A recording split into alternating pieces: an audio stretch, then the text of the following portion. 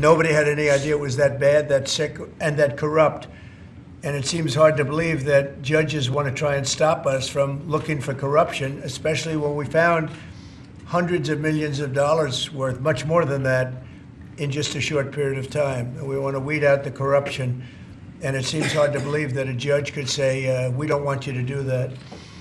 Well, so maybe we have to look at the judges, because that's a very serious, I think it's a very serious violation. I'll ask Elon Musk to say a few words, and we'll take some questions. Elon, go ahead. Sure. So at a high level, if you say what is the goal of DOGE, and I think a significant part of the presidency is to restore democracy. This may seem like, well, aren't we in a democracy? Well, if you don't have a feedback loop, okay, X, we would have to, if you sorry. So, tell you, gravitas can be difficult sometimes. If there's not a good feedback loop from the people to the government, and if you have rule of the bureaucrat, or if the bureaucracy is in charge, and then what meaning does democracy actually have? If the people cannot vote and have their will be decided by their elected representatives in the form of the president and the Senate and the House, then we don't live in a democracy, we live in a bureaucracy. So it's incredibly important that we close that feedback loop, we fix that feedback loop, and that the public's elected representatives, the president, the House, and the Senate, decide what happens, as opposed to a large, unelected bureaucracy. This is not to say that there are good people who are in the federal bureaucracy, but you can't have an autonomous federal bureaucracy. You have to have one that is responsive to the people. That's the whole point of a democracy.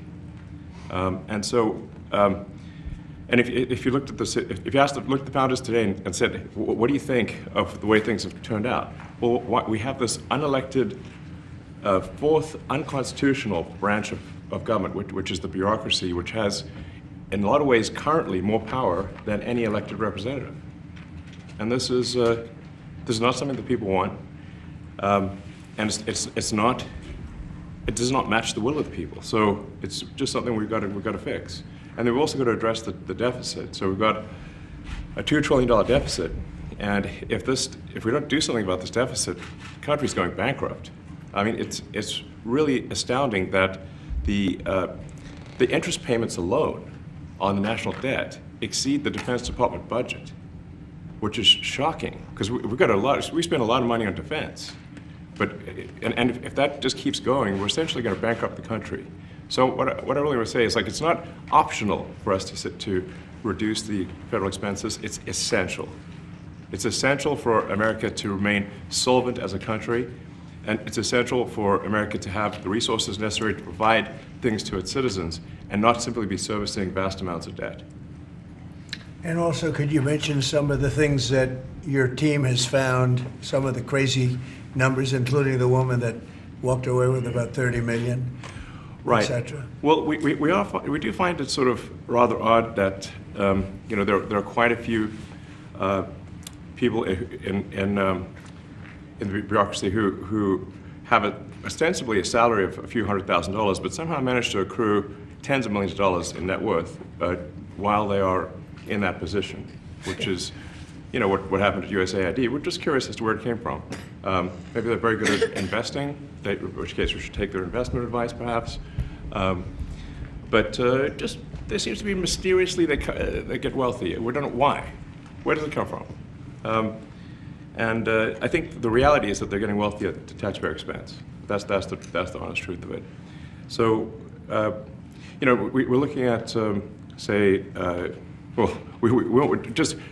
if you look at, say, Treasury, for example, basic controls that should be in place, that are in place in any company, such as making sure that any given payment has a payment categorization code, that there is a comment field that describes the payment, and that if a payment is on the do not pay list, that you don't actually pay it.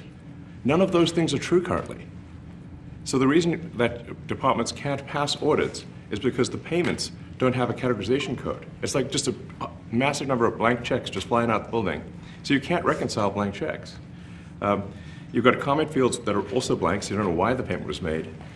And then we've got this truly absurd, a do not pay list, which can take up to a year for an organization to get on a do not pay list.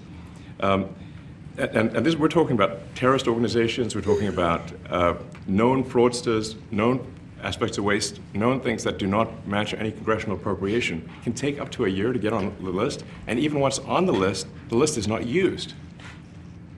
It's mind-blowing. So what we're talking about here, we're really just talking about adding common sense controls that should be present, that haven't been present. So you say, like, well, how could such a thing arise? That seems crazy. When you understand that really everything is geared towards complaint minimization, so then you understand the motivations. So if people receive money, they don't complain, obviously. But if people don't receive money, they do complain. And the fraudsters complain the loudest and the fastest. So then when you understand that, then it makes sense. Oh, that's why everything they approve all the payments at Treasury. Because if you approve all the payments, you don't get complaints. But now we're saying that, no, actually, we are going to complain. If money is spent badly, if your taxpayer dollars are not spent in a sensible and frugal manner, then that's not okay.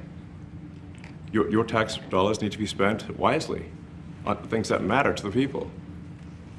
I mean, these things, like, it's just common sense. It's not draconian or radical, I think. It's really just saying, let's look at each of these expenditures and say, is this actually in the best interest of the people? And if it is, it's approved. If it's not, we should think about it. So, there's crazy things like just cursory examination of Social Security, and we've got people in there that are 150 years old. Now, do you know anyone who's 150? I don't. Okay. They should be on the Guinness Book of World Records. They're missing out. So, that's a case where, like, I think they're probably dead. It's my guess. Or they should be very famous, one of the two. And then there's a whole bunch of Social Security payments where there's no identifying information. Well, like, why is there no identifying information? Obviously, we want to make sure that people who deserve to receive Social Security do receive it, and that they receive it quickly and accurately. I'll tell you another crazy thing. So, one of the things is, like, we are trying to sort of right-size the federal bureaucracy, just make sure that this. Obviously, there need to be a lot of people working for the federal government, but not as many as currently. So we're saying, well, okay, if people can retire, with full benefits and everything, that would be good. They can retire, get their retirement payments and everything. And then we were told, this is actually, I think, a great anecdote, because we were told, no, the most number of people that could retire possibly in a month is 10,000. We're like, well, why is that? Well, because all the retirement paperwork is manual on paper. It's manually calculated, then written down on a piece of paper. Then it goes down a mine. And like, what do you mean a mine? Like, yeah, there's a limestone mine where we store all the retirement paperwork. And you look at a picture of this mine. We'll post some pictures afterwards. And this mine looks like something out of the 50s because it was started in 1955. So it looks like it's like a time warp. And then the speed, the limiting factor is the speed at which the mine shaft elevator can move determines how many people can retire from the federal government. And the elevator breaks down sometimes, and then nobody can retire. Doesn't that sound crazy? There's like 1,000 people that work on this. So I think if we can take those people and say, like, you know what, instead of working in a mine shaft and carrying manila envelopes to boxes in a mine shaft, you could do practically anything else. And you would add to the goods and services of the United States in a more useful way. So anyway, so I think that's an example. Like at a high level, if you say, like, how do we increase prosperity? Is we get people to shift from roles that are low to negative productivity to high productivity roles. And so you increase the total output of goods and services, which means that there's a higher standard of living available for everyone. That's the actual goal. Everyone's very quiet, by the way. Are people normally this quiet? Your detractors, Mr. Musk. What? Including a lot of Democrats, I have detractors? You do, sir. I don't believe it. Say that you're orchestrating a hostile takeover of government and doing it in a non-transparent way. What's your response to that criticism? Well, first of all, you couldn't ask for a stronger mandate from the public.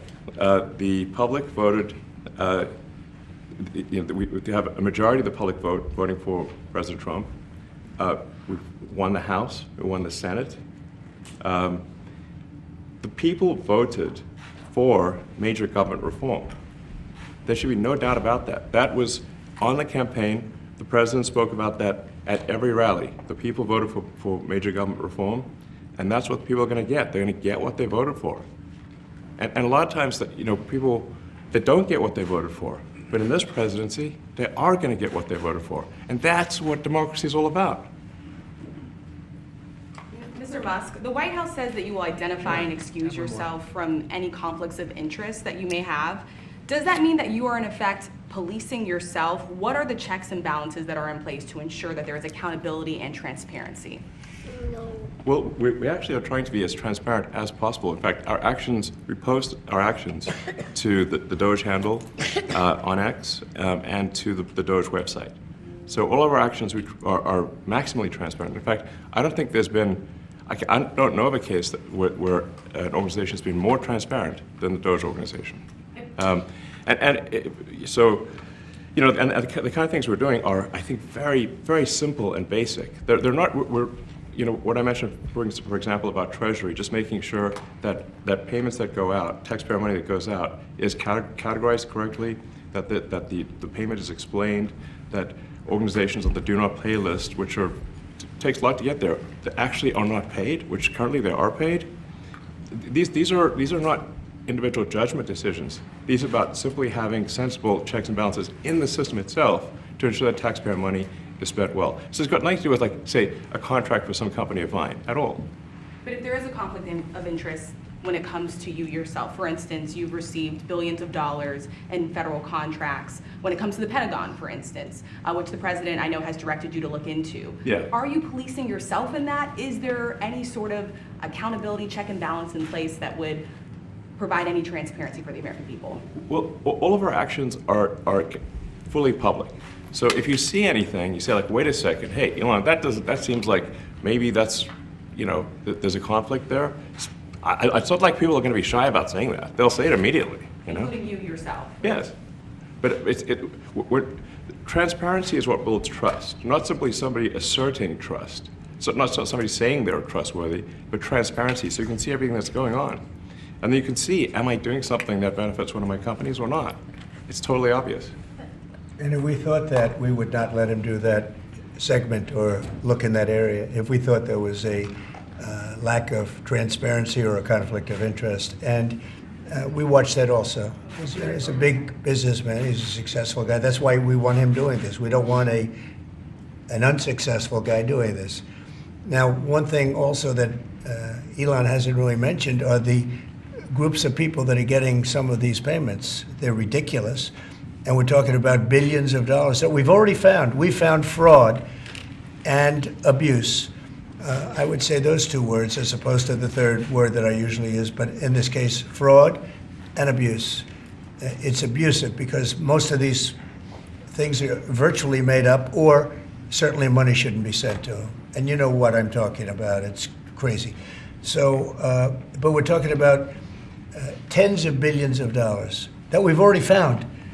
And now a judge who's an activist judge wants to try and stop us from doing this. Why? Why would they want to do that? I campaigned on this. I campaigned on the fact that I said government is corrupt. And it is very corrupt. It's very, very, it's also foolish. As an example, a man has a contract for 3 months and the contract ends, but they keep paying him for the next 20 years, because nobody ends a contract. You got a lot of that. You have a contract that's a 3-month contract. Now, normally, if you're in a small, in all fairness, it's the size of this thing is so big. Yeah. But if you have a contract and you're in a regular business, you end the contract in 3 months. It's a consultant. Here's a contract for 3 months, but it goes on for 20 years. And the guy doesn't say that he got money for 20 years, They don't say it. They just keep getting checks, month after month, and you have various things like that, and even much worse than that, actually, much worse. And I guess you call that incompetence, maybe. Yeah. It could be corruption. It could be a deals made on both sides, where I guess the money he kicks. I think there's a lot of kickback here. I see a lot of kickback here. There's a lot of kickbacks. A tremendous kickback, because nobody could be so stupid to give out some of these contracts. Yes. So he has to get a kickback. So that's what I got elected for, that and borders and military and a lot of things, but this is a big part of it. And I hope that the court system is going to allow us to do what we have to do. We got elected to among other things, find all of this fraud, abuse, all of this horrible stuff going on. And we've already found billions of dollars, not like a little bit, billions, many billions of dollars. And when you get down to it, it's going to be probably close to $1 trillion. It could be close to $1 trillion that we're going to find. That will have quite an impact on the budget. And you'll go to a judge where they handpick a judge, and he has certain leanings. I'm not knocking anybody for that, but he has certain leanings, and he wants us to stop looking. How do you stop looking? I mean, we've already found it. We have a case in New York where a hotel has paid $59 million, $59 million because it's housing migrants, illegal migrants, all illegal, I believe. And they were being paid twice the normal room rate at 100% occupancy. Unbelievable. So it's a racket. Yeah. Mr. Musk, can I ask you a question? You Well, said if I may sort of just going for the president's comments, at a high level, you say, well, what are the two ingredients that are really necessary in order to cut the budget deficit in half from $2 trillion to $1 trillion? And it's really two things: competence and caring. And if you add competence and caring, you'll cut the budget deficit in half. And I fully expect to be scrutinized and get a daily proctology exam, basically. Might as well just camp out there. So it's not like I think I can get away with something. I'll be scrutinized nonstop. But with the support of the president, we can cut the budget deficit in half from $2 trillion to $1, and then with deregulation, because there's a lot of sort of regulations that don't ultimately serve the public good. We need to free the builders of America to build. And if we do that, that means I think we can get the economic growth to be maybe 3-4%, maybe 5%. And that means if you can get $1 trillion of economic growth and you can cut the budget deficit by $1 trillion, between now and next year, there is no inflation. There's no inflation in 26. And if the government is not borrowing as much, it means that interest costs decline. So the mortgage, their car payment, their credit card bills, anything, their student debt, the monthly payments drop. That's a fantastic scenario for the average American. I mean, imagine they're going down the grocery aisle and the prices from one year to the next are the same, and their mortgage, all their debt payments dropped. How great is that for the average American? We had That's no what we're idea. We had no idea we were going to find this much, and it's open. It's not like complicated. It's not simple that complicated. stuff. It's Just like a lot of work. We Yeah. can't believe it. A lot of work. A lot of smart people involved. Very, very smart people. But you're talking about anywhere maybe $500 billion. It's crazy the kind of numbers you're is really talking crazy. about. Normally when you're looking at something, you'll find you're looking for 1 out of 100. Here, you're almost reversing it. You look for one that's good. Yeah. And you can look at the title and you say, why are we doing this? Why are we doing that? And the public gets it. The public gets it. You've seen the polls. The public is saying, why are we paying all this money? This for years, this has gone on. Mr. Musk, President you Trump, said Senator- Yeah, go ahead. Wait, go ahead. Senator Rand Paul today said that DOGE cuts will ultimately need a vote in Congress. Do you agree with that? Is that the I plan? really don't know. I know this. We're finding tremendous fraud and tremendous abuse. If I need a vote of Congress to find fraud and abuse, it's fine with me. I think we'll get the vote, although there'll be some people that wouldn't vote. And how could a judge want to hold us back from finding all of this fraud and finding all of this incompetence? Why would that happen? Why would even Congress want to do that? Now, Congress, if we do need a vote, I think we'd get a very easy vote because we have a track record now. We've already found billions of dollars of abuse, incompetence, and corruption. A lot of corruption. If a judge does block one of your policies, part of your agenda, will you abide by that ruling? Will you Well, comply I with that always order? abide by the courts, and then I'll have to appeal it. But then what he's done is he slowed down the momentum. And it gives crooked people more time to cover up the books. You know, if a person's crooked and they get caught, other people see that, and all of a sudden it becomes harder later on. So, Yeah. the answer is I always abide by the courts, always abide by them, and will appeal. But appeals take a long time, and I would hope that a judge, if you go into a judge and you show him, here's a corrupt situation, we have a check to be sent, but we found it to be corrupt. Do you want us to send this corrupt check to a person, or do you want us not to give it and give it back to the taxpayer? I would hope a judge would say, don't send it, give it back to the taxpayer. Yeah, if I can add to that, what we're finding is that a bunch of the fraud is not even going to Americans. So I think we can all agree that if there's going to be fraud, it should at least go to Americans. But a bunch of the fraud rings that are operating in the United States and taking advantage of the federal government, especially in the entitlements programs, are actually foreign fraud rings. They're operating in other countries and actually exporting money to other countries. We should stop that. Mr. Musk, you And said, this is big numbers. We're talking about $100 to $200 billion a year. Serious money. Mr. Musk, you said on X Yeah. that an example of the fraud that you have cited was $50 million of condoms was sent to Gaza. But after fact check this, apparently Gaza in Mozambique, and the program was to protect them against HIV. So can you correct the statements? It wasn't sent to Hamas actually.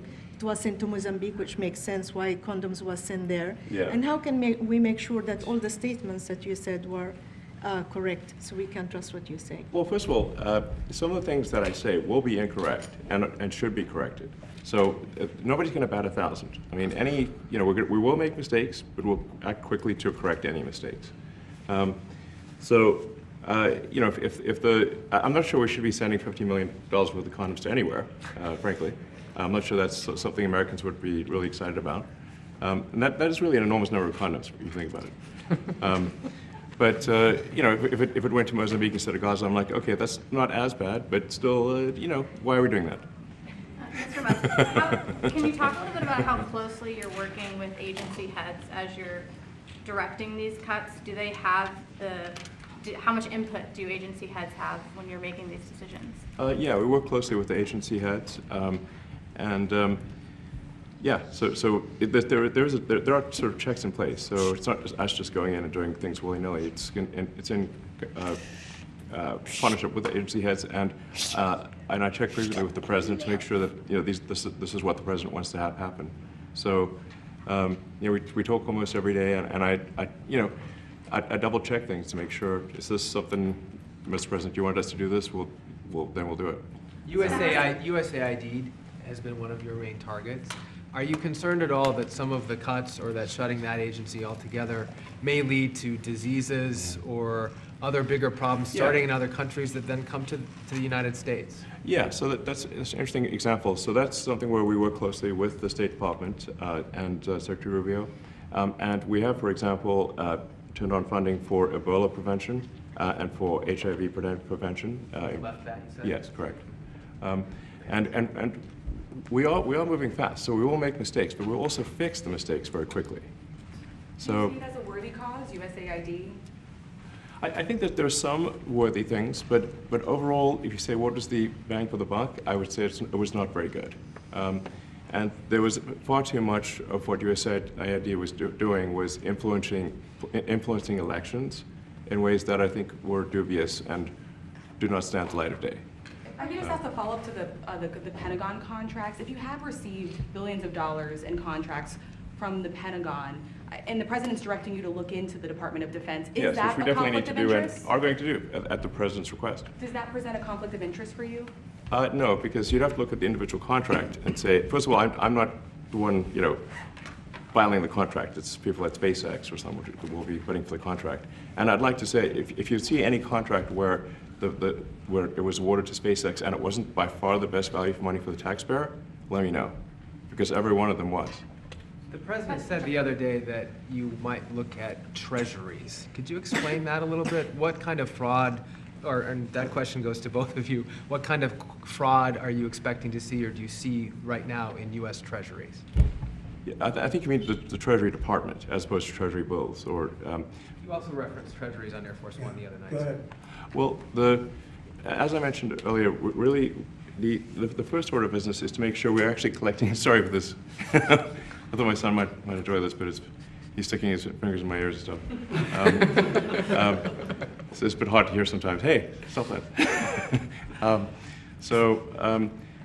No, the stuff we're doing with the Treasury Department is so basic that you can't believe it doesn't exist already.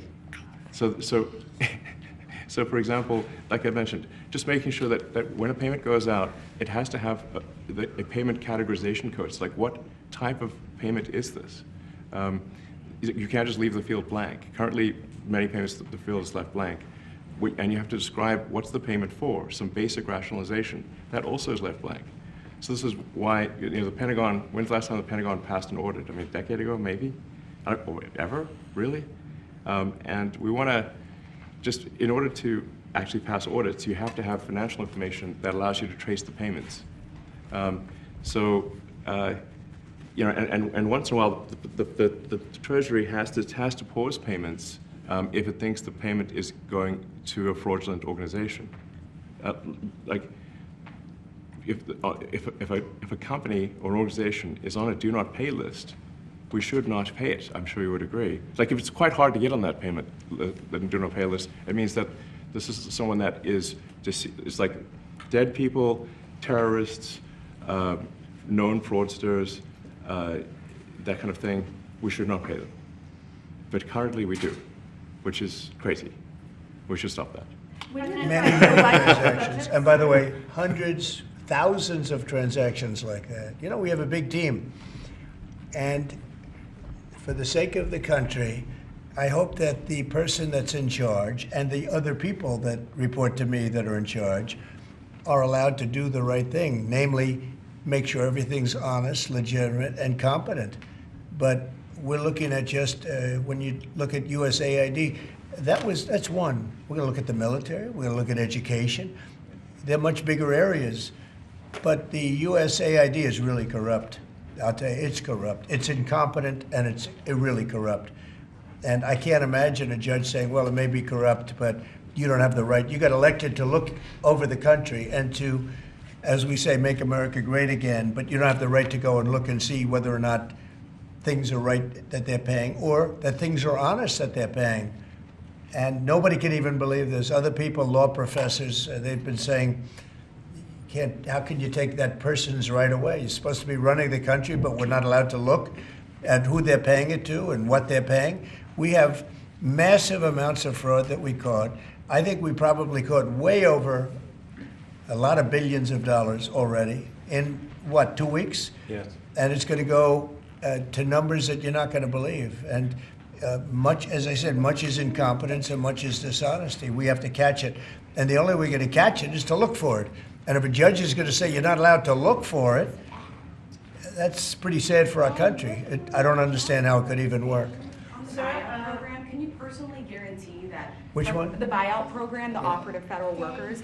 Can you personally guarantee that the workers who opt in to resign now will be paid through September? Well, they'll get their money, but they're getting a good deal. They're getting a big buyout. And what we're trying to do is reduce government. We have too many people. We have office space. It's occupied by 4%. Nobody's showing up to work because they were told not to. And then Biden gave them a 5-year pass, some of them, 48,000 of them, gave them a 5-year pass, that for 5 years you don't have to show up to work. And let me tell you, this is largely, much of this stuff is because of Biden. It's his fault. He allowed this country, what he did on our border. What he did on our border is almost not as bad as what he did with all of these contracts that have come out. It's a very sad day when we look at it. I can't even believe it. But many contracts just extend, and they just keep extending, and there was nobody there to correct it. And that cannot be, I can't imagine that could be held up by the court.